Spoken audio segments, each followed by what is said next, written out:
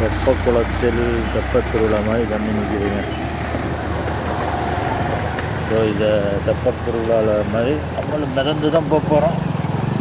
So தண்ணி வந்து இன்றைக்கி மழை, ஹெவியான மழை மதுரையில் எதிர்பார்க்காத அளவுக்கு நல்ல மழை பெஞ்சிருக்கு. நல்லா முட்டி வரைக்கும் தண்ணி இருக்குது. நடந்து போனாலும் முட்டி வரைக்கும் தண்ணி இருக்கும் அந்த பக்கம்லாம். ஸோ நம்ம அந்த பக்கம் போகாமல் கொஞ்சம் தண்ணி கம்மியாக உள்ள பக்கத்தில் வந்துருக்கோம். ஸோ ரொம்ப ரிஸ்க்காக தான் இருக்குது.